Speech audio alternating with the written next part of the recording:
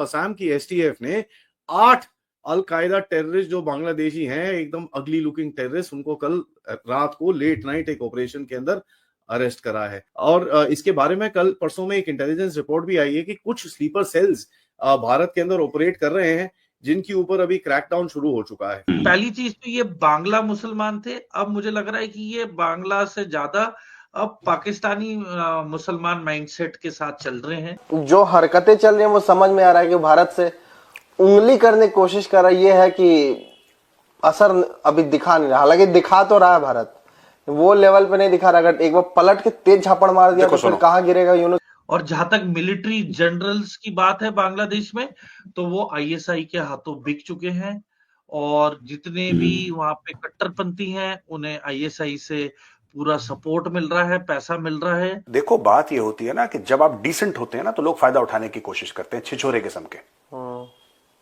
ये भी बात। यूनुस मिला अपने छोटे अब्बू से, एक बड़ा अब्बू तो भाई 11 राज्य है, छोटा अब्बू पाकिस्तान है। पाकिस्तान के जो जो प्राइम मिनिस्टर है, क्या है उसका नाम, शहबाज शरीफ, उससे मिला कहां पर, इजिप्ट के अंदर। सुना उन्होंने ये कहा है कि साहब आपकी 1971 की जितनी भी आपकी जो गलतियां थी वो सारी माफ, तो आप हमें कुछ दे दो।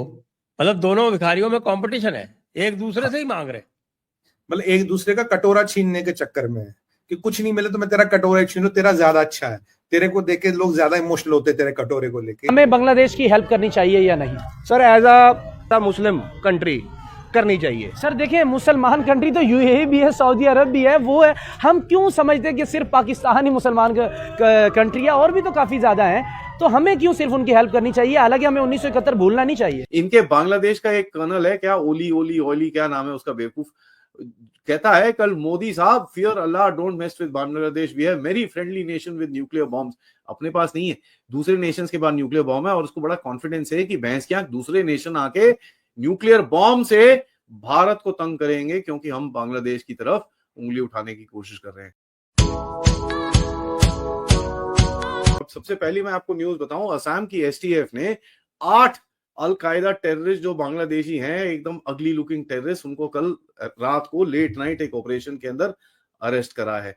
चक्कर क्या है, पाकिस्तान बनने के रास्ते के अंदर सबसे पहले इनको जिहादी ग्रुप्स को वहां पर खड़ा करना पड़ेगा। और मैंने आपको बताया ही, यूनुस तो खुद ही एक क्या नाम है, एक टेररिस्ट ऑर्गेनाइजेशन को बिलोंग करता है, जिसका नाम क्या है, जिसका नाम है रोहिंग्या सॉलिडारिटी ऑर्गेनाइजेशन। तो अभी देखिए, अलकायदा के टेररिस्ट को तो हमने उठाया और उनको तो अभी ठुकम ठुकाई शुरू होगी, और यूनुस की तरफ से एक और अभी पहल की जा रही है कि एक इस्लामिक रेवोल्यूशनरी आर्मी बनाएंगे, और उसकी कुछ फोटोग्राफ निकली है, बेसिकली लकड़ी की बंदूक के साथ वहां पर ट्रेनिंग टूनिंग करने की चीजें दिखा रहे हैं। अब देखिए, ये फोटो ऑपरेशंस है, और जिस तरह से प्रोपेगेंडा ये करने की सोचते हैं, तो उस तरह से अब जो भी है, जैसे भी है, आप देख लीजिए। और ये टेररिस्ट को उठाने के चक्कर में मैं आपको एक और बात बताऊं, ये जो 8 तो उठाए, एंड ये जो 8 जो उठाए हैं, ये ऑपरेशन था बेसिकली हिंदू नेशनल्स को मारने का, ये बेसिकली ऑपरेशन था यहाँ पर। और जिस तरह से एक स्लीपर सेल यहाँ पर सो कॉल्ड घुसने की कोशिश करी थी, और इसके बारे में कल परसों में एक इंटेलिजेंस रिपोर्ट भी आई है कि कुछ स्लीपर सेल्स भारत के अंदर ऑपरेट कर रहे हैं, जिनके ऊपर अभी क्रैकडाउन शुरू हो चुका है। नाउ ये स्लीपर सेल्स क्या है, ये जमात के स्लीपर सेल्स हैं जो यहाँ पर आके थोड़ी अराजकता फैलाने की कोशिश करेंगे, और इसी चक्कर में आप देखेंगे पिछले कुछ दिनों से क्रैकडाउन काफी जोर से चल रहा है। तो असम में तो ये उठाया, उसके बाद केरला के कासरगोड के अंदर जो इसी असम का जो टेरर केस है, इसके अंदर से एक बंदा जिसका नाम है शाब से, कल उसको भी उठाया गया। कहां से? कासरगोड से। I am not very surprise. ये भाई के बाद पूरा जिस तरह से मैंने आपको बताया कि भाई आईडीज के ऊपर भी क्रैकडाउन चल रहा है, इसके पास भी फेक आईडीज और ये सब चीजें निकली। And as a matter of fact, investigation के बाद ये भी पता चला कि अभी ये एक नेटवर्क है जिसके ऊपर अभी बस्टिंग शुरू होगी, जो फेक पासपोर्ट बना के इनको दे रहा था, तो वो भी शुरू होगा। और कल मैंने आपको बताया था कि भाई कोलकाता के अंदर एक काफी बड़ा एक नेटवर्क बस्ट किया गया था, जिसके अंदर फेक पासपोर्ट बनाने की पूरी कोशिश की जा रही थी। एक एक स्टेट के अंदर भारत के इस टाइम पे क्रैकडाउन शुरू हो चुका है, और धीरे धीरे करके आपको यहाँ पर ये चीजें दिखेंगी कि भाई ये बांग्लादेशी अभी भागना शुरू होंगे। यूनुस मिला अपने छोटे अब्बू से, एक बड़ा अब्बू तो भाई 11 राज्य है, छोटा अब्बू पाकिस्तान है।